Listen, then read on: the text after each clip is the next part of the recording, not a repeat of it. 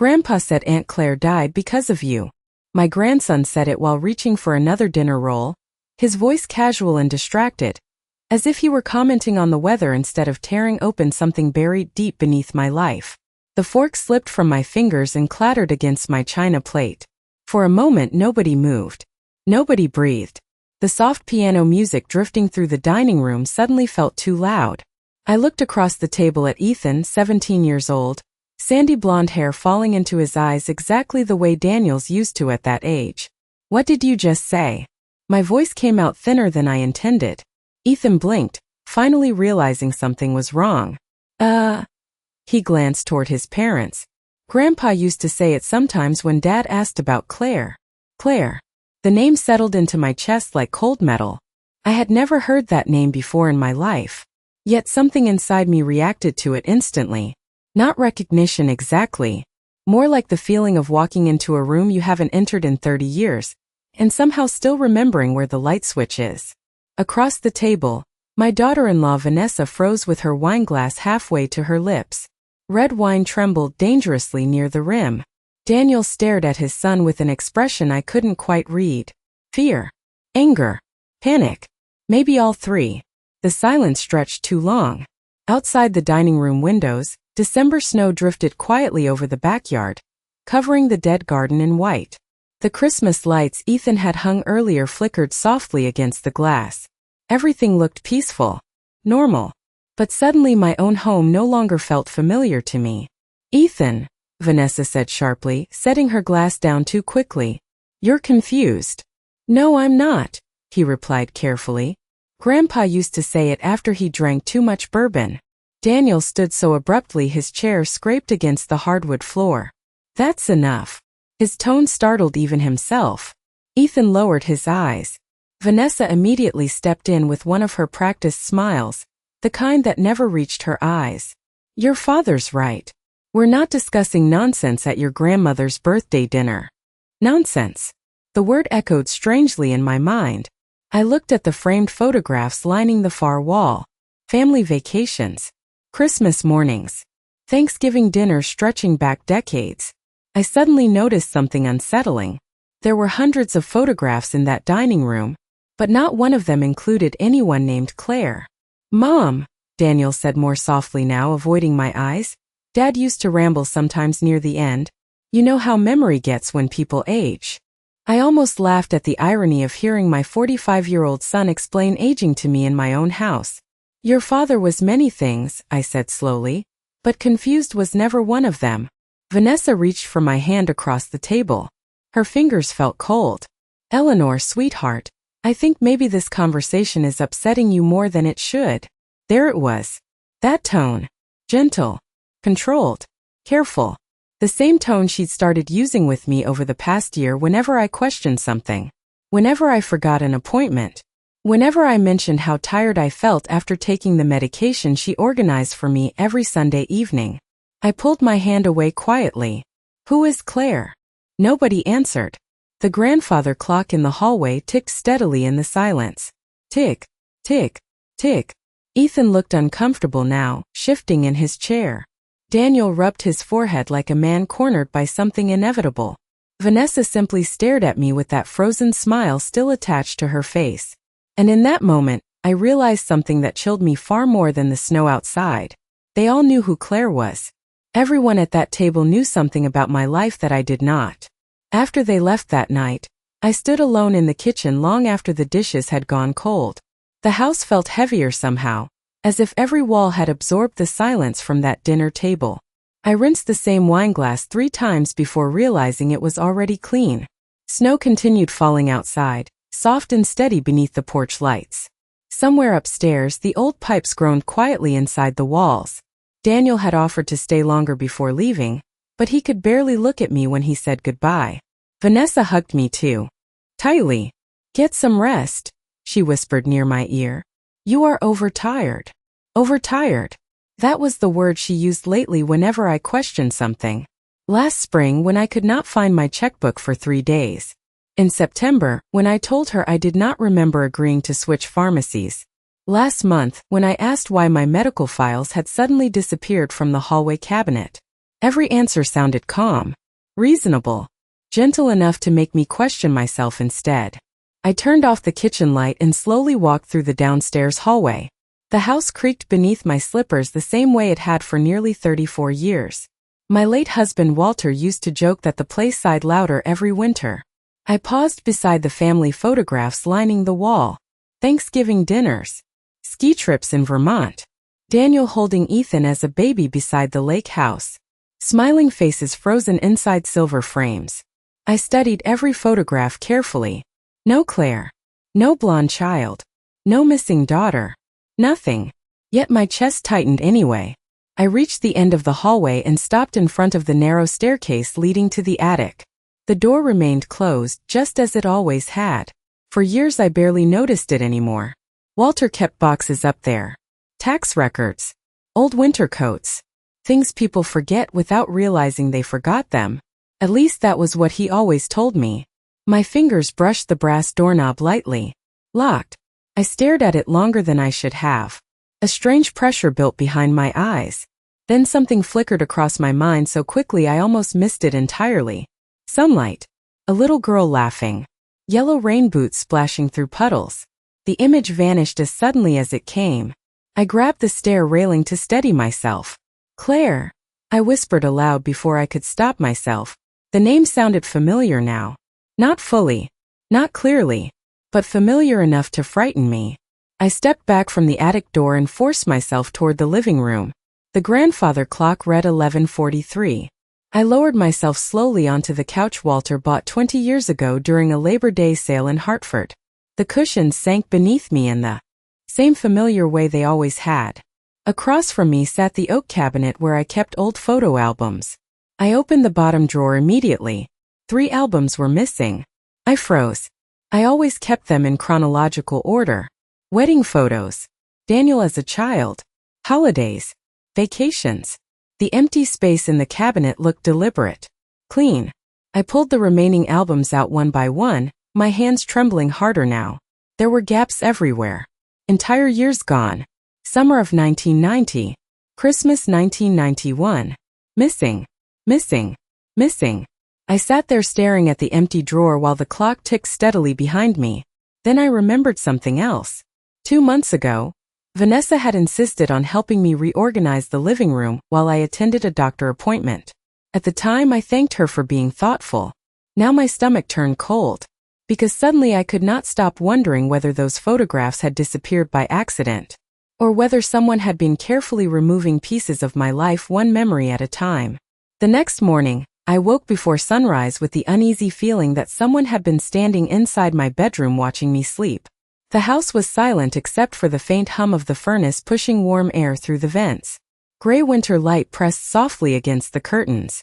For several seconds I stayed perfectly still beneath the blankets, trying to calm the strange pressure building inside my chest. Then I remembered the missing photographs. Claire. Ethan's words at the dinner table.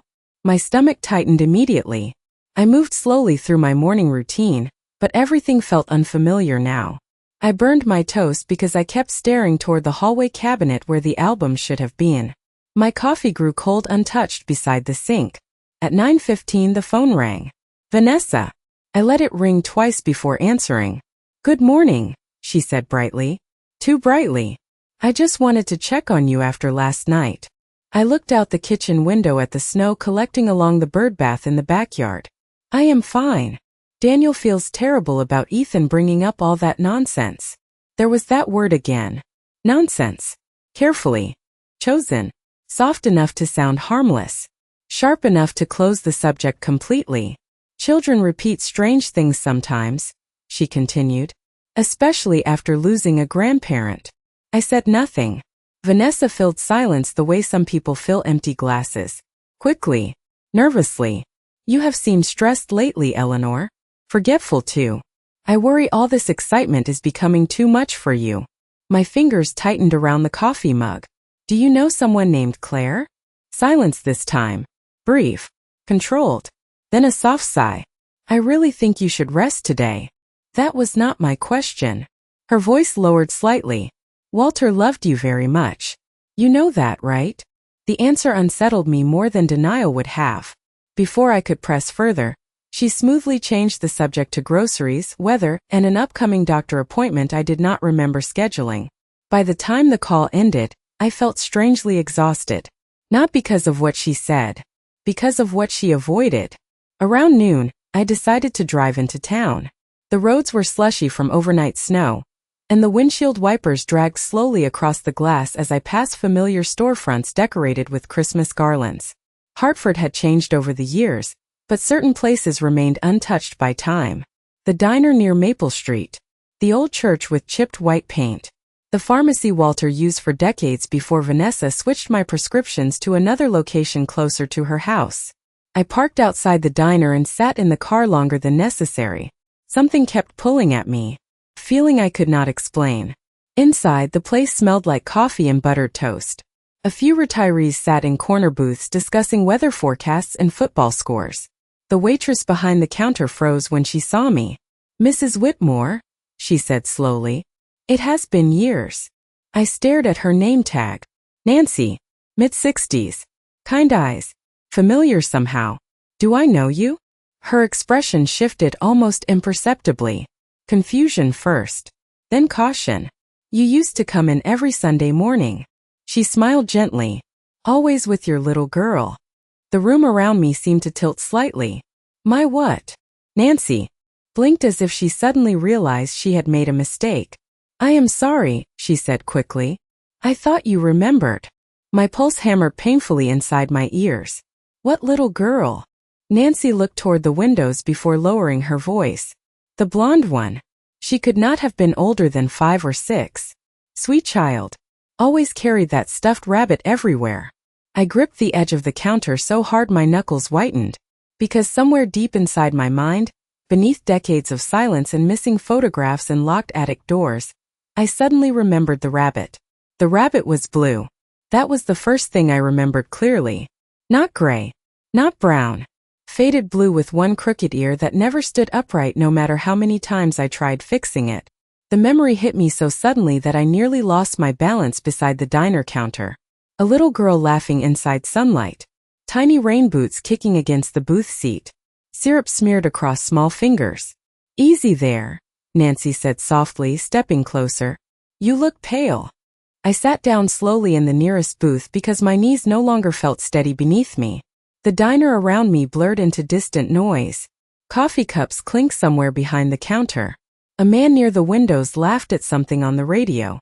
Life continued normally for everyone else while my own memories shifted beneath my feet like cracked ice. Nancy brought me water without asking.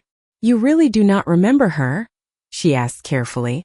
I shook my head once, though even that no longer felt completely true. Pieces were surfacing now. Not full memories. Fragments. A yellow raincoat hanging beside the back door. Small sneakers left in the hallway. A child humming softly upstairs at bedtime. My chest tightened painfully. What was her name? I whispered. Nancy hesitated. "Claire." The glass nearly slipped from my hand. Hearing the name again no longer felt unfamiliar. Felt stolen. Like something removed from me long ago without permission. "You came every Sunday after church," Nancy continued quietly. "You and your husband. Then one day you stopped coming." She studied my face carefully before adding, "A few months later, Walter told people the little girl had died in an accident." Accident. The word echoed strangely inside my head. Suddenly I saw headlights reflecting against rain. Windshield wipers moving frantically. Walter gripping the steering wheel. Then darkness. The image vanished before I could hold on to it. I pressed trembling fingers against my temple. "Mrs. Whitmore?" Nancy asked gently. "Do you want me to call someone?" Someone.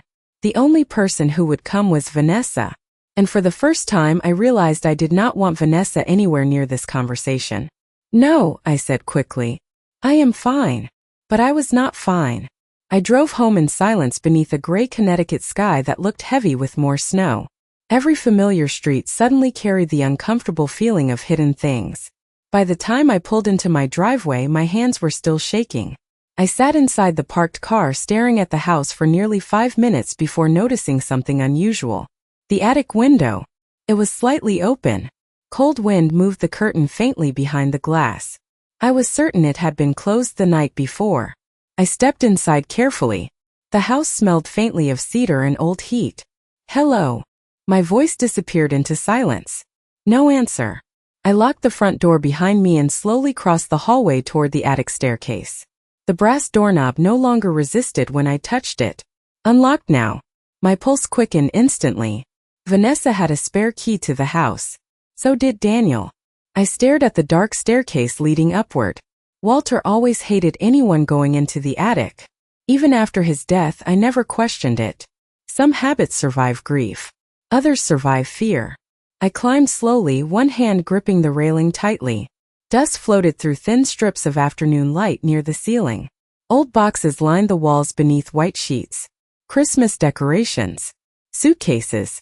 Forgotten furniture. At the far end of the attic sat a small wooden trunk I had never seen before. The lid stood partially open. I moved closer carefully. Inside rested a child's blue raincoat folded neatly beside a stuffed rabbit with one crooked ear. The rabbit still smelled faintly like lavender and dust when I lifted it from the trunk. My hands trembled so badly that I nearly dropped it back inside. One button I was scratched. The fabric along the stomach had been stitched carefully by hand using pale blue thread. I knew those stitches. I had sewn them myself. The realization moved through me slowly, like cold water filling an empty room. This was not someone else's child. This was mine. I sat down hard against an old cedar chest nearby because my legs no longer trusted me. Around me, the attic remained silent except for the soft whistle of winter wind slipping through the cracked window. The blue raincoat lay folded beneath the rabbit. Tiny. Worn at the cuffs. I touched the sleeve carefully and another memory surfaced without warning. Small fingers gripping mine while crossing a parking lot. A high little voice asking if pancakes counted as dinner. Walter laughing somewhere nearby. I closed my eyes tightly. Claire? I whispered again. But this time the name broke something open inside me. Tears burned unexpectedly behind my eyes. Not because I suddenly remembered everything. Because I remembered enough to know something terrible had been taken away from me. Beneath the raincoat sat a stack of old cassette tapes secured with a fading rubber band. My breath caught instantly when I saw Walter's handwriting on one label. Summer 1991. Claire, age 6.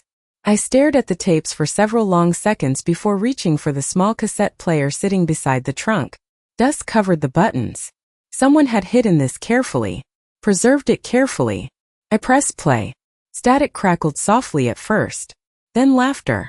Bright childish laughter filled the attic. My entire body froze. "Mommy, push me higher," a little girl shouted somewhere through the tape. The sound hit me like a physical force.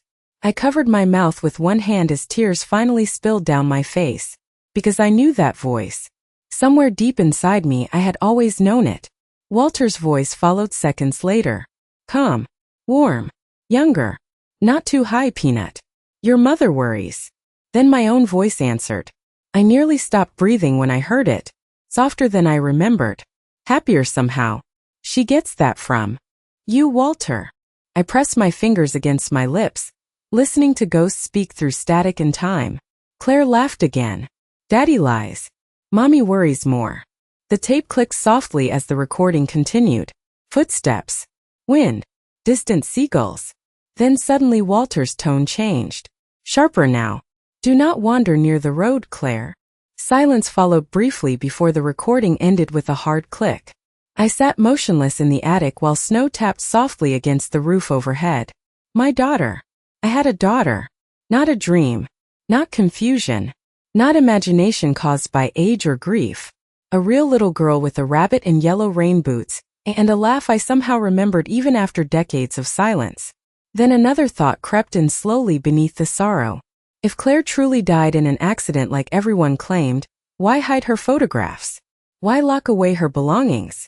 Why erase entire years from our family albums? None of it made sense. Unless the purpose had never been helping me heal. Unless someone had wanted me to forget she existed at all. A floorboard creaked suddenly behind me. I turned too quickly, my heart slamming painfully against my ribs. Vanessa stood near the attic doorway wearing her camel-colored wool coat, snowflakes melting slowly in her dark hair. She looked at the cassette player in my hands first, then at the rabbit beside me. And for the first time since I had known her, the calm expression slipped completely from her face. For a long moment, neither of us spoke. Snow drifted through the narrow attic window behind Vanessa, melting against the dark wool of her coat. Her eyes moved slowly from the cassette player to the rabbit beside me, and then finally to my face. I noticed something I had never seen in her before. Fear. Real fear. Not concern. Not pity. Fear. "How long have you been up here?" she asked quietly. Her voice sounded carefully controlled but too careful now, like someone balancing on ice that had already begun to crack. I wiped my cheeks quickly, embarrassed by the tears even though I no longer understood why. "Who is Claire?" Vanessa closed her eyes briefly before stepping farther into the attic. "Eleanor, you should not be digging through old things alone. Do not do that." My voice surprised even me. Sharper than usual. Stronger. "Do not talk to me like I am confused." Her expression tightened slightly. "Nobody thinks you are confused." I stared at her in disbelief. "You have spent 2 years telling me I forget things. Because sometimes you do." "No," I stood slowly, clutching the stuffed rabbit against my chest. "Someone removed photographs from my house. Someone locked these things away. Someone wanted me to forget my own child." Vanessa looked toward the attic window instead of answering. Silence stretched between us again. Heavy. Deliberate. Then finally she spoke in a voice barely above a whisper. "Walter believed it was the only way for you to survive." My entire body went cold. Survive what? She hesitated too long. "The accident changed everything." Accident. Always that word. Vague enough to hide inside. "Tell me the truth." Vanessa looked exhausted suddenly, older than her 42 years. "I was not there when it happened," she said carefully. "I only know what Walter told Daniel later." "Then tell me that." She wrapped her arms tightly around herself against the cold attic air. "Walter said you became unstable afterward." I laughed once, a hollow sound that did not feel like mine. "Convenient." Vanessa flinched. "That is not fair." "Is it not?" My voice echoed softly through the attic. "Everyone around me seems to know pieces of my life except me." She stared down at the floorboards before speaking again. "Walter said the doctors recommended avoiding painful triggers. He thought removing reminders would help you heal. So he erased her?" Vanessa looked up sharply. "No. He protected you." I stared at her for several seconds before quietly asking the question that frightened me most. "Did Claire really die?" The attic became completely still. Even the wind outside seemed to pause. Vanessa did not answer immediately, and in that silence I felt something inside me shift permanently. Because people hesitate before painful truths, but they also hesitate before lies. "I do not know," she finally said. The rabbit slipped slightly in my hands. "What do you mean you do?" "Not know." Vanessa swallowed hard. "Walter told everyone she died after the accident. But a few years before he passed away." She stopped. "What?" Her eyes met mine finally. "He admitted there were things he never told you." My pulse hammered painfully in my throat. "What things?" But before she could answer, headlights swept briefly across the attic wall from the driveway below. A car door slammed outside. Vanessa moved toward the window immediately and looked down. Her face drained of color all over again. "Oh my God," she whispered. "She is here." Vanessa hurried past me toward the attic stairs before I could stop her. I followed more slowly, still clutching the rabbit against my chest like something fragile and alive. My heart pounded so hard I could feel it in my throat. "She is here." The words echoed through me with strange weight. Outside the front windows, headlights cut through the falling snow before disappearing. I reached the bottom of the staircase just as someone knocked softly on the front door. 3 slow knocks. Calm. Patient. Vanessa stood frozen in the hallway beside the coat rack, staring at the door as if she already knew exactly who waited behind it. "Who is it?" I asked. She did not answer immediately. Her face had lost all color now. "You should let me handle this." "No," my voice came out stronger than I expected. "I am done letting other people handle my life." Another knock sounded through the house. Slower this time. I walked past Vanessa before she could stop me. My fingers trembled against the brass lock as I opened the door. Cold December air rushed inside immediately, carrying the scent of snow and pine. A woman stood beneath the porch light wearing a dark wool coat dusted with snowflakes. Mid-30s perhaps. Blonde hair tucked behind one ear. Pale blue eyes. Something inside me shifted violently the moment I saw her face. Not because I fully recognized her. Because some part of me had been waiting for her without knowing it. The woman looked at me carefully for several long seconds. Her eyes filled slowly with emotion she seemed determined to control.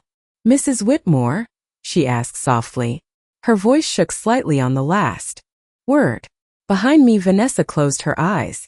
The woman noticed her immediately. "You told me she still did not remember," she said quietly. Vanessa folded her arms tightly. "I said things were complicated." Snow drifted silently between them while I stood there unable to breathe properly. My gaze kept returning to the woman's face. The shape of her eyes. The nervous way she twisted the silver ring on her finger. Familiar. Painfully familiar. "Who are you?" I whispered. The woman swallowed hard. "My name is Claire Morgan." The world seemed to narrow around those 3 words. Somewhere deep in my mind, a little girl laughed beside ocean waves. A blue rabbit bounced against tiny knees. "No," Vanessa said quickly from behind me. "This is not how we planned this." Planned. The word cut through me instantly. "You knew." I turned toward Vanessa slowly. "You knew she was alive?" Vanessa looked exhausted suddenly. "Walter contacted her years ago before he died." My knees nearly gave out beneath me. I steadied myself against the door frame. Claire kept watching me carefully, almost cautiously, like someone approaching a wounded animal. "I did not come here to upset you," she said softly. "I only wanted to see you once. See me once. Not meet me. Not introduce herself. See me." Because somewhere inside her I realized she had never stopped thinking of me as her mother either. Tears burned my eyes again before I could stop them. "Why can I not remember you?" Claire's expression broke completely then. Real grief moved across her face so openly that it stole the remaining air from my lungs. "Because he made you believe I was gone." The hallway behind me fell silent. Even Vanessa looked down at the floor. Claire reached slowly into her coat pocket and pulled out a folded photograph worn soft at the edges. She handed it to me carefully.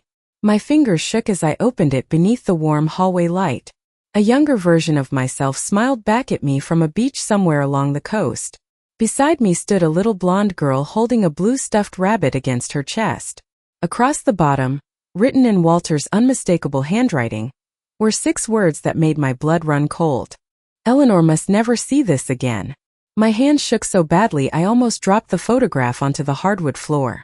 "Eleanor must never see this again." Walter's handwriting was unmistakable. The same sharp slant. The same heavy pressure against the paper. I had seen that handwriting on birthday cards, mortgage papers, grocery lists left beside the coffee maker for 30 years. But never like this. Never attached to something that felt cruel. Cold air drifted through the open doorway behind Claire, carrying snowflakes into the hallway where they melted silently against the floorboards. Nobody moved. Nobody spoke. Then suddenly another memory surfaced without warning. Walter standing beside a hospital bed. His face pale and exhausted. "The doctors said it is better this way, Ellie." Better. That word again. I pressed trembling fingers against my temple as the memory sharpened painfully around the edges. White hospital walls. The smell of antiseptic. Rain against glass. "Where is my daughter?" I heard myself ask from somewhere far away inside my own mind. Walter kneeling beside the bed. "Claire is gone. Gone. Not dead. Gone." My knees weakened instantly. Claire stepped forward instinctively as if afraid I might fall. "Mom." The word broke something open inside me completely. No one had called me that in decades except Daniel, but hearing it from her felt different. Older somehow, like a part of my life returning after being buried alive. I looked at her face carefully through tears. The pale blue eyes I had already seen every morning in my own bathroom mirror for 72 years. Walter had hidden her from me, but genetics had refused to cooperate. "I remember the hospital," I whispered. Vanessa looked up sharply. Claire stayed perfectly still. More memories rushed in now. Fast. Disjointed. Painful. Walter speaking quietly with doctors outside my hospital room. A nurse avoiding eye contact whenever I asked questions. Medication making my thoughts feel slow and heavy. You need rest, Walter kept saying. The trauma has affected your memory. Trauma. Another carefully chosen word. Not a lie exactly. Just incomplete enough to control me with it. He told me you did not want to see me, Claire said softly. I turned toward her slowly. What? Tears slid down her cheeks now too, though her voice remained steady. When I was 6, Walter brought me to another family in Rhode Island. My chest tightened painfully. Another family? Claire nodded once. A couple who could not have children. Vanessa looked physically ill standing beside the staircase. Walter said Eleanor needed stability after the accident, she whispered weakly. He said separating them was temporary at first. Temporary. 30 years temporary. I stared at the photograph again while another memory pushed through the fog inside my mind. Walter sitting beside me months after the hospital stay. His hand wrapped tightly around mine. You keep imagining a little girl, he had said gently. The doctors warned me this might happen. Oh God. The realization moved through me slowly, horribly. He had not erased my memories all at once. He had replaced them piece by piece. Every doubt. Every missing photograph. Every question answered with concern instead of truth. Gaslighting. The word came suddenly sharp and clear. Not confusion. Not grief. Manipulation. Decades of it. My breathing turned uneven. Claire stepped closer carefully. Mom, look at me. I forced myself to meet her eyes. I never stopped looking for you. Her voice cracked slightly then. Even after Walter died, I kept hoping one day you would remember me on your own. Somewhere upstairs, the grandfather clock began chiming the hour through the silent house. Slow, heavy, final. And for the first time in over 30 years, I realized my husband had not spent his life protecting me from pain. He had spent it protecting himself from the truth. The snow stopped sometime after midnight. By morning, the world outside my windows looked untouched. Clean white rooftops. Bare tree branches glittering beneath pale winter sunlight. The kind of quiet New England morning Walter used to love. I stood alone in the kitchen holding a cup of coffee that had already gone cold. Across the table sat the photograph Claire brought me the night before. I must have looked at it 100 times already. Younger me smiling beside the ocean. Claire laughing with the blue rabbit tucked beneath one arm. Real. She had always been real. Upstairs, the guest room floor creaked softly. Claire was still asleep. The thought alone felt impossible and natural at the same time. My daughter was under my roof again after 30 years stolen from both of us. Vanessa had left shortly after midnight, shaken and silent. Before leaving, she paused near the front door with tears standing in her eyes. I never wanted to hurt you, she whispered. I believed her. That was the tragic part. Vanessa had not started the lie. She simply inherited it. Just like Daniel had. My son arrived around 9 carrying fresh bagels from the bakery near Maple Street. The moment he stepped into the kitchen, he knew something had changed. He looked exhausted. Older somehow. Vanessa told me everything, he said quietly. I nodded once toward the chair across from me. He sat slowly, rubbing both hands over his face. I did not know Claire was alive, he admitted. Dad only told me she died before I was old enough to remember her. His voice cracked slightly on the last sentence. But you knew she existed. Daniel stared down at the kitchen table. Only pieces. Dad always shut down whenever I asked questions. Silence settled between us. Heavy but honest now. Not the dangerous silence Walter built our lives around. A different kind. The kind that appears after truth finally enters a room. Daniel looked toward the hallway upstairs. Is she really here? I nodded again. Tears filled his eyes instantly. All these years. I watched my son carefully then. The little boy who used to wait at the front window every evening for Walter to come home from work. The man who trusted his father completely because children are built to trust their parents. Walter had manipulated all of us differently. Me with confusion. Daniel with silence. Claire with abandonment. I spent years thinking I was losing my mind, I said quietly. Daniel looked shattered by the words. Mom. No, I shook my head gently. You need to hear this. Winter sunlight stretched slowly across the kitchen floor between us. Your father did not protect me. He controlled my reality. Until I doubted my own memories. Daniel lowered his head into his hands. Upstairs, a bedroom door opened softly. Footsteps crossed the hallway. Claire appeared a moment later wearing one of my old sweaters I had given her during the night. The sight nearly broke me all over again. Because she looked so much like me at that age, it felt like seeing memory itself standing inside my kitchen. Daniel rose slowly from his chair. Neither of them spoke at first. Then Claire smiled sadly. Hi, Danny. My son started crying before he even reached her. And standing there watching my children embrace after decades of lies, I finally understood something Walter never did. Memories can be buried. Photographs can disappear. Truth can be locked inside attics and hidden beneath years of silence. But love remembers its way home.